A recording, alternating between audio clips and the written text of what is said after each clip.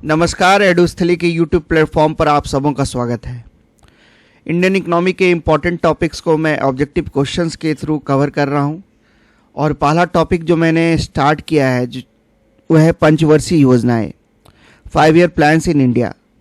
और इस टॉपिक के रिगार्डिंग मैंने 2 वीडियोस पार्ट 1 और पार्ट 2 के रूप में ऑलरेडी अपने चैनल पे अपलोड कर दिया है। पार्ट 1 वाले वीडियो में आप पहली पंचवर्षीय योजना से चौथी पंचवर्षीय योजना के महत्वपूर्ण प्रश्नों का संग्रह आप देख सकेंगे। वहीं दूसरी पार्ट 2 की जो हमारी वीडियो है उसमें 5वीं पंचवर्षीय योजना से 8वीं पंचवर्षीय योजना के महत्वपूर्ण प्रश्नों को शामिल किया गया है। वहीं आज के वीडियो में मैं 9th 5 year plan to 12th 5 year plan cover करूंगा। तो जो बच्चे हमारे चैनल से नए जुड़े हैं वो हम चैनल को आप जरूर सब्सक्राइब कर लें ताकि इंडियन इकोनॉमी के जितने भी इम्पोर्टेंट टॉपिक से जो प्रश्न आपको देखने को मिलते हैं परीक्षा में उससे आप रूबरू हो सके। और आप पार्ट 1 और पार्ट 2 वाले वीडियो को अवश्य देख लें इस टॉपिक के हॉलिस्टिक अंडरस्टैंडिंग के लिए। पार्ट 1 और पार्ट 2 का वीडियो का जो लिंक है वो मैं डिस्क्रिप्शन बॉक्स में डाल दूंगा। तो चलिए स्टार्ट करते हैं। प्रश्न संख्या 1, what is the time period of the 9th 5 year plan?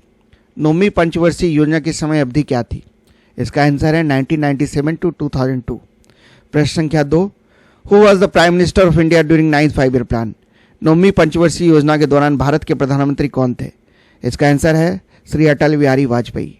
प्रश्न संख्या 3, what was the objective of the 9th 5 year plan? 9वीं पंचवर्षीय योजना का उद्देश्य क्या था? इसका आंसर है growth with social justice and equality, सामाजिक न्याय और समानता के साथ विकास। प्रश्न संख्या 4, what were the major domestic and international events which affected the 9th 5 year plan? प्रमुख घरेलू और अंतर्राष्ट्रीय घटनाएं क्या थी जिन्होंने 9वीं पंचवर्षीय योजना को प्रभावित किया? इसका आंसर है डोमेस्टिक फ्रंट के जो हमारे चैलेंजेस 9th 5 ईयर प्लान में हमें फेस करने पड़े उसमें प्रमुख था कारगिल वॉर। उसके बाद कुछ प्राकृतिक आपदाएं भी हमें झेलनी पड़ी जिसमें प्रमुख था उड़ीसा का सुपर साइक्लोन और भुज गुजरात में जो अर्थक्वेक आया था 2001 में। उसके बाद कृषि क्षेत्र भी अच्छा परफॉर्मेंस करने में 9th 5 ईयर प्लान में नाकाम रही। उसके बाद तेल की कीमतों में भी इजाफा देखने को मिला। और जो अंतर्राष्ट्रीय घटनाएं जिससे हम अपने लक्ष्यों को प्राप्त करने में असफल रहे और जिन्होंने हमारे टारगेट्स को अफेक्ट किया वो थी ईस्ट एशियन क्राइसिस ऑफ 1997-98 और जो आतंकवादी हमला हुआ था यूएसए में सितंबर 2001 में। वो अंतर्राष्ट्रीय इवेंट्स थे जो कि भारत के 9वीं पंचवर्षीय योजना के लक्ष्यों को प्राप्त करने में ये बाधा साबित हुए क्योंकि हमारा एक्सपोर्ट्स भी इफेक्ट हुआ, हमारा फॉरेन ट्रेड इफेक्ट हुआ इन घटनाओं के कारण। प्रश्न संख्या 5, what was the targeted and actual growth rate during 9th 5 year plan? 9वीं पंचवर्षीय योजना के दौरान लक्षित और वास्तविक विकास दर क्या थी? इसका आंसर है हमारा टारगेट था 6.5% का और जो एक्चुअल ग्रोथ हमने प्राप्त किया वो 5.4% रहा। प्रश्न संख्या 6, what were the major schemes which were launch during the 9th 5 year plan? 9वीं पंचवर्षीय योजना के दौरान शुरू की गई मुख्य योजनाएं क्या थी? तो मैं बारी बारी आपको जो प्रमुख योजनाएं थी 9th 5 ईयर प्लान में जिनसे प्रश्न पूछे जाते हैं उनको मैं डिस्कस करूंगा। पहला था टारगेटेड पब्लिक डिस्ट्रीब्यूशन सिस्टम, लक्षित सार्वजनिक वितरण प्रणाली जो कि जून 1997 में लॉन्च की गई थी और इसमें हाउस होल्ड्स को 2 कैटेगरीज में डिवाइड कर दिया गया था, APL ever poverty line and BPL families. और जो BPL फैमिलीज थी उन्हें और बेटर सब्सिडाइज्ड किया जाता था, उन्हें फूड ग्रेन्स APL परिवारों के मुकाबले और सस्ते कीमतों पे उपलब्ध कराए जाते थे। तो बेटर टारगेटिंग और पुअर इस योजना का लक्ष्य था। उसके बाद दूसरा फेरा के स्थान पर फेमा लॉन्च किया गया था। फेरा सन 1973 में लॉन्च किया गया था, वही फेमा 2000 ईस्वी में लाया गया। फेरा जहां फॉरेन एक्सचेंज रेगुलेशन एक्ट था वही FEMA foreign exchange management act है। फेरा ड्रैकोनियन लॉ के रूप में फेमस था। बेसिकली फेरा और फेमा फॉरेन एक्सचेंज और पेमेंट्स को रेगुलेट करने वाले लॉज थे और फेरा कहीं ना कहीं फॉरेन इन्वेस्टमेंट के लिए एक बैरियर साबित हो रहा था। तो और जो फेरास के प्रोविज़न थे फेमा के मुकाबले वो ज़्यादा स्ट्रिंजेंट थे, तो इस कारण फेमा में उनको लिबरलाइज किया गया ताकि ज़्यादा से ज़्यादा फॉरेन इन्वेस्टमेंट इंडिया में आ सके। उसके बाद हम आगे देखेंगे, the classification of public sector undertaking into Navratna and mini Ratna started. तो जो सार्वजनिक क्षेत्र के जो उपक्रम थे उनका नवरत्न और मिनी रत्न में वर्गीकरण इसी पंचवर्षीय योजना के दौरान स्टार्ट किया गया। इन वर्गीकरण के थ्रू, इन क्लासिफिकेशंस के थ्रू जो पीएसयूज थे उनको ज़्यादा ऑपरेशनल ऑटोनॉमी दी गई ताकि वो फ्लेक्सिबिलिटी से काम कर सकें और वो इंजन ऑफ ग्रोथ के रूप में आगे बढ़ सकें। उसके बाद स्वर्ण जयंती शहरी रोजगार योजना, ये भी इसी पंचवर्षीय योजना के दौरान लॉन्च की गई थी और इसका लॉन्च डेट था 1 दिसंबर 1997। और जो ग्रामीण शहरी क्षेत्र में जो गरीब हैं उनको सेल्फ एम्प्लॉयमेंट, वेज एम्प्लॉयमेंट और स्किल ट्रेनिंग देनी थी, यही इस योजना का प्रमुख लक्ष्य था। तो शहरी गरीबों को स्वरोजगार के जो अवसर हैं वो उपलब्ध कराना इस योजना का प्रमुख लक्ष्य था। उसके बाद गोल्डन क्वाड्रिलेटरल प्रोजेक्ट, स्वर्णिम चतुर्भुज परियोजना, ये इस परियोजना के तहत हाईवेज नेटवर्क के थ्रू जो 4 प्रमुख शहर थे दिल्ली, मुंबई, कोलकाता और चेन्नई को कनेक्ट किया गया और इस योजना की शुरुआत 2000 ईस्वी में हुई थी और 2012 तक इसके लक्ष्यों को प्राप्त कर लिया गया। उसके बाद राष्ट्रीय जनसंख्या नीति भी सन 2000 ईस्वी में आई और जिसका एम था पॉपुलेशन को स्टेबलाइज करना, यूनिवर्सल इम्यूनाइजेशन बच्चों को सुनिश्चित करवाना, आईएमआर शिशु मातृत्व दर, शिशु रिड्यूसिंग एमएमआर एंड आईएमआर और इन्फेंट मोर्टेलिटी रेट और मैटरनल मोर्टेलिटी रेट में कमी लाना, संस्थागत डिलीवरीज को प्रमोट करना and achieving replacement level total fertility rate. उसके बाद संपूर्ण ग्रामीण रोजगार योजना भी इसी पंचवर्षीय योजना के दौरान देखने को मिली। ये योजना 25 सितंबर 2001 को लागू की गई थी और 2 जो स्कीम्स चल रही थी, एम्प्लॉयमेंट एश्योरेंस स्कीम और जवाहर ग्राम समृद्धि योजना, इन दोनों को मर्ज करके संपूर्ण ग्रामीण रोजगार योजना लाया गया और बेसिकली इसका एम था ग्रामीण गरीबों को भोजन और लाभदायक रोजगार उपलब्ध कराना। बाद में इस योजना को नरेगा के साथ मर्ज कर दिया गया। प्रश्न संख्या 7, what was the time period of the 10th five year plan? 10वीं पंचवर्षीय योजना की समय अवधि क्या थी? इसका आंसर है 2002 से 2007। प्रश्न संख्या 8, 10th five year plan show the reason of wish to prime minister. 10वीं पंचवर्षीय योजना में किन 2 प्रधानमंत्रियों का शासनकाल देखा गया? इसका आंसर है अटल बिहारी वाजपेयी और मनमोहन सिंह। 10वीं पंचवर्षीय योजना का जो टेन्योर था वो 2002 से 2007 था और पहले 2 साल अटल बिहारी वाजपेयी जी प्रधानमंत्री रहे 2002 से 2004 और 2004 के बाद मनमोहन सिंह जी ने पदभार संभाला था। प्रश्न संख्या 9, what were the main objectives of the 10th five year plan? 10वीं पंचवर्षीय योजना के मुख्य उद्देश्य क्या थे? इसका आंसर होगा growth with equity and social justice, समानता और सामाजिक न्याय के साथ विकास।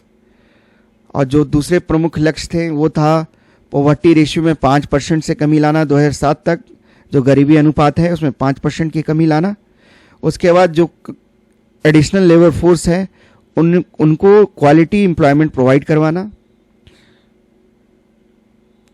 उसके बाद जो जेंडर गैप है लिटरेसी और वेज रेट में बिटवीन मेल एंड फीमेल, उनमें कम से कम 50% की कमी लाना 2007 तक और सभी बच्चे स्कूल पहुंच जाएं ये 2003 तक सुनिश्चित करना और सभी बच्चे 5 साल की स्कूलिंग कंप्लीट कर लें ये सुनिश्चित करना 2007 तक। उसके बाद लिटरेसी रेट में 75% तक बढ़ाना 10वीं पंचवर्षीय योजना की अवधि में, साक्षरता दर 75% तक बढ़ाना। उसके बाद जो गांव हैं उनमें पानी की निरंतर सुविधा उपलब्ध कराना, पोर्टेबल ड्रिंकिंग वाटर गांव में उपलब्ध करवाना, ये भी प्रमुख लक्ष्यों में से एक था 10वीं पंचवर्षीय योजना। उसके बाद पर्यावरण संरक्षण के रूप में जो रिवर्स है उनके क्लीनिंग पर भी 10th फाइव ईयर प्लान में ध्यान दिया गया और जो प्रमुख प्रदूषित नदियों थी उनकी सफाई 2007 तक सुनिश्चित करना और जो अनाधिसूचित भागे थे उनकी सफाई 2012 तक सुनिश्चित करना 10वीं पंचवर्षीय योजना के प्रमुख लक्ष्यों में से एक था। उसके बाद reduction in decadal rate of population growth between 2001 and 2011 to 16.2%। 2001 और 2011 के बीच जो जनसंख्या वृद्धि दर है जो दशकीय दर है उसको कम करके 16.2% तक लाना भी प्रमुख लक्ष्यों में से एक था।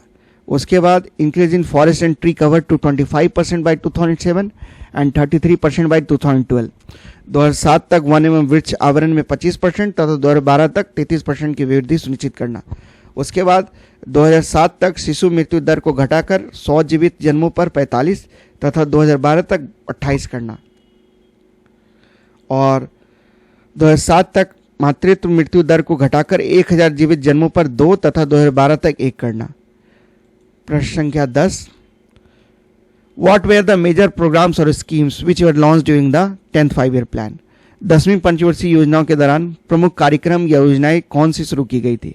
तो जो प्रमुख योजनाएं थी जिससे प्रश्न आपको पूछते हैं उनको मैं एक एक करके डिस्कस करूंगा। पहला मैं प्रधानमंत्री ग्राम सड़क योजना को डिस्कस करूंगा और ये योजना बेसिकली 25 दिसंबर 2005 को लाई गई थी और इसका जो प्रमुख लक्ष्य था वो ग्रामीण क्षेत्रों में सभी मौसमों के अनुकूल सड़कों का निर्माण करना और बेसिकली ये केंद्र प्रायोजित योजना थी। उसके बाद हम फॉरेन ट्रेड पॉलिसी जो 2004 में लाया गया था और जिसका टेन्योर था 2004 से 9 और इसके तहत वैश्विक व्यापारिक व्यापार में भारत की हिस्सेदारी को दोगुना करने का लक्ष्य रखा गया था। उसके बाद नरेगा जिसको आप आज मनरेगा के नाम से भी जानते हैं, वो सितंबर 2005 में इसको पास किया गया था जिसके तहत 100 दिनों की वेज एम्प्लॉयमेंट उन वयस्क सदस्यों को प्रति वर्ष देने की गारंटी दी गई जो कि अकुशल शारीरिक कार्य करने के इच्छुक हों। उसके बाद ग्रामीण क्षेत्रों को विद्युतीकरण के लिए राजीव गांधी ग्रामीण विद्युतीकरण योजना सन 2005 ईस्वी में स्टार्ट की गई। उसके बाद भारत निर्माण योजना की शुरुआत भारत सरकार द्वारा 2005 ईस्वी में की गई और इसका मूल लक्ष्य था ग्रामीण जो इंफ्रास्ट्रक्चर है, रूरल इंफ्रास्ट्रक्चर, उसको बेहतर बनाना ही इसका प्रमुख लक्ष्य था और इसके तहत 6 एरियाज कवर किए गए जिसमें पानी, सिंचाई की व्यवस्था, roads, telephone connectivity, rural electrification और हाउसिंग शामिल थे। उसके बाद FRBM एक्ट लाया गया, पार्लियामेंट द्वारा इसको अगस्त 2003 में पास किया गया और बेसिकली इस एक्ट के द्वारा वित्तीय अनुशासन सुनिश्चित करना इसका प्रमुख लक्ष्य था। राजकोषीय घाटों में कमी करना और एक फाइनेंशियल डिसिप्लिन लाना पब्लिक फंड्स के मैनेजमेंट में FRBM एक्ट का यही लक्ष्य था। उसके बाद बैंकों का जो NPS बढ़ रहा था उनको कम करने के लिए वित्तीय संस्थाओं और बैंकों को पावर्स दिए गए RFC एक्ट के तहत, जिसके तहत फाइनेंशियल इंस्टीट्यूशन जो डिफॉल्टिंग बोरोवर्स है उनको प्रॉपर्टी को पोजेस करने का पावर भी वित्तीय संस्थानों को दिया गया। इसके बाद राष्ट्रीय बागवानी मिशन सन 2005 में लाई गई और आप हॉर्टिकल्चर जानते हैं, फ्रूट्स और वेजिटेबल्स को के प्रोडक्शन को बढ़ाने के लिए राष्ट्रीय बागवानी मिशन लाया गया। किसानों की आय कैसे बढ़ सके, इस मिशन का प्रमुख फोकस ये भी था। प्रश्न संख्या 11, what was the targeted and actual growth rate during 10th 5-year plan? 10वीं पंचवर्षीय योजना के दौरान लक्षित एवं वास्तविक विकास दर क्या थी? इसका आंसर है टारगेट हमारा 8% था और एक्चुअल जो ग्रोथ रेट हमने पाया वो 7.6% रहा। प्रश्न संख्या 12, what is the time period of the 11th 5-year plan? 11वीं पंचवर्षीय योजना की समय अवधि क्या है? इसका आंसर है 2007 से 12। प्रश्न संख्या 13, what was the main theme of the 11th 5-year plan? 11वीं पंचवर्षीय योजना का मुख्य उद्देश्य क्या था? इसका आंसर है towards faster and more inclusive growth. प्रश्न संख्या 13।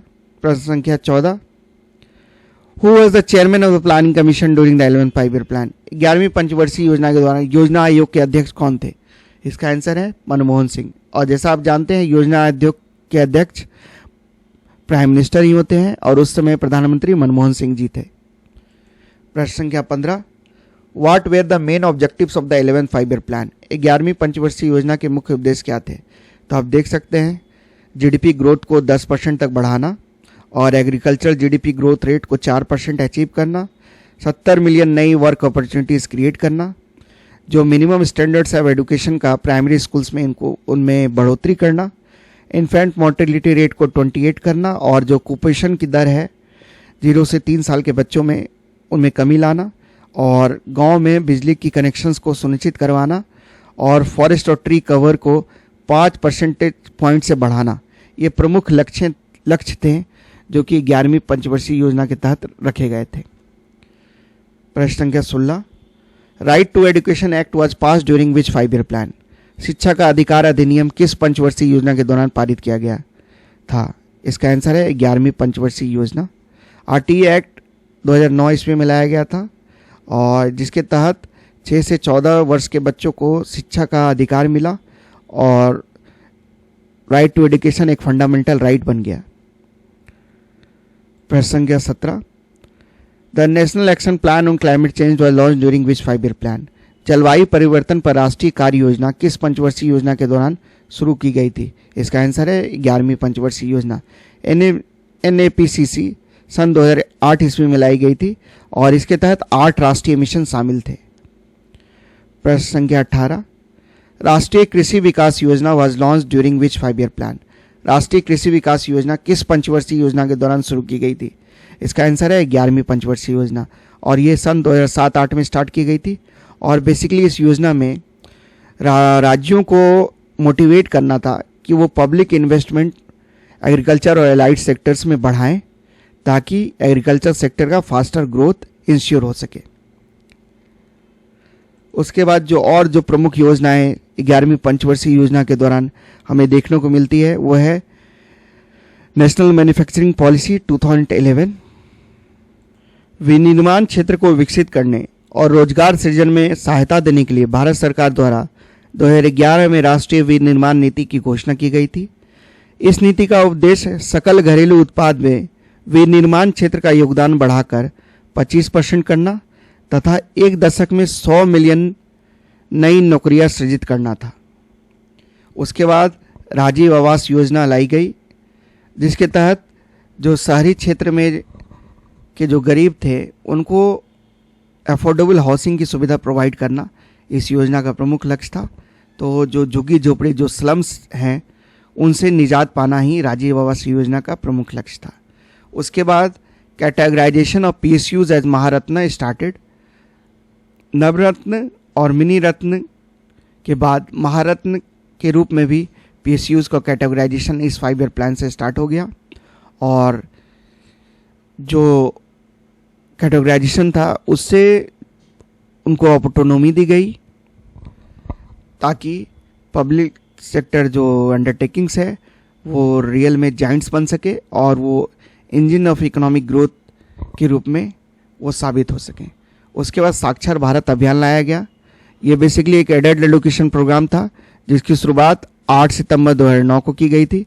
उसके बाद राष्ट्रीय स्वास्थ्य बीमा योजना भी लाया गया इस पंचवर्षीय योजना के दौरान जिसकी शुरुआत 1 अप्रैल 2008 ईस्वी में की गई और बेसिकली इसके तहत cashless health insurance cover provide किया जाता था जो बिलो पॉवर्टी लाइन फैमिलीज हैं।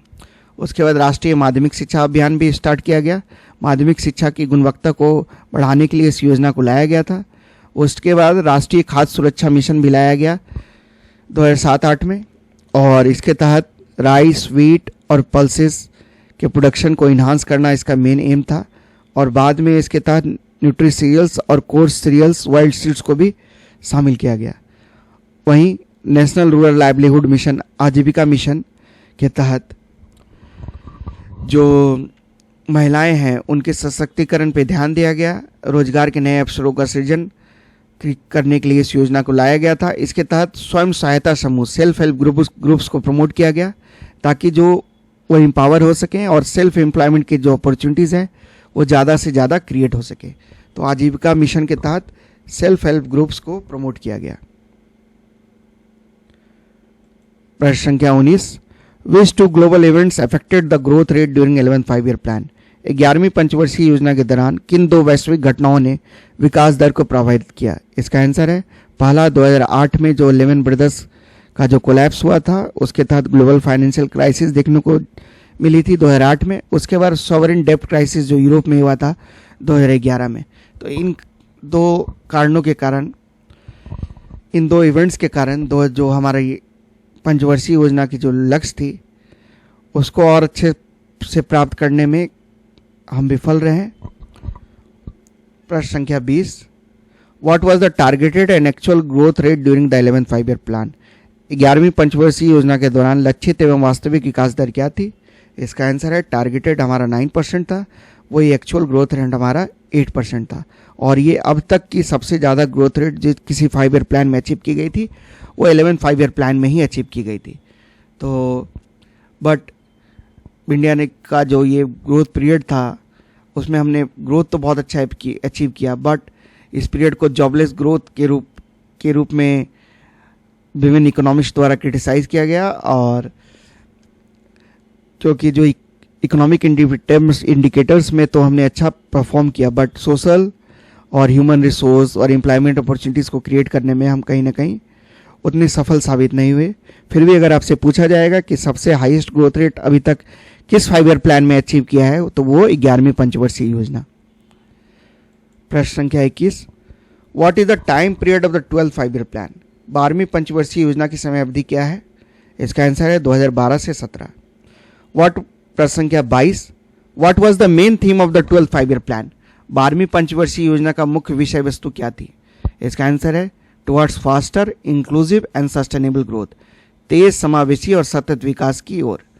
Inclusive growth 11th 5 year plan का भी मेन मोटिव था, बट इस बार सस्टेनेबल ग्रोथ नया शब्द जोड़ा गया 12th 5 ईयर प्लान में। बट हम जानते हैं कि 12th 5 ईयर प्लान अपने पूरे टेन्योर को कंप्लीट नहीं कर पाया और ये प्लान सिर्फ 2 सालों तक चला। 2014 में प्लानिंग कमीशन को डिसमेंटल करके नीति आयोग ने उसका स्थान लिया और 12वीं पंचवर्षीय योजना हमारी अंतिम पंचवर्षीय योजना थी। अब नीति आयोग का निर्माण किया गया और नीति आयोग का गठन 1 जनवरी 2015 ईस्वी को किया गया। और नीति आयोग बेसिकली एक think tank of government of India की। तो अब के बाद नीति आयोग से संबंधित प्रश्नों को हम डिटेल्ड वीडियो इसका मैं लाऊंगा।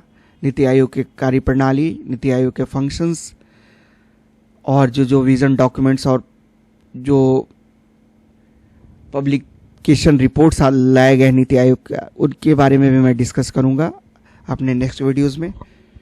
तो वीडियो को देखने के लिए सबों को धन्यवाद। और आपसे ये हमारा, अगर आपको इनिशिएटिव अच्छा लग रहा है तो आप चैनल को सब्सक्राइब जरूर कर दें, अपने दोस्तों के साथ इसे शेयर करें ताकि दूसरे बच्चों को भी इसका लाभ मिल सके। और आप चैनल से जुड़े रहें, जितने भी इंडियन इकोनॉमी के इंपॉर्टेंट टॉपिक्स हैं उनको मैं आने वाले दिनों में कवर करूंगा। तो आप चैनल से जुड़े रहें, चैनल को सब्सक्राइब कर लें ताकि जो भी इंपॉर्टेंट अपडेट्स मैं लाऊं अपने चैनल पे उसका नोटिफिकेशन सबसे पहले आप तक पहुंच सके। वीडियो को देखने के लिए सबों को फिर से धन्यवाद। जय हिंद, जय भारत।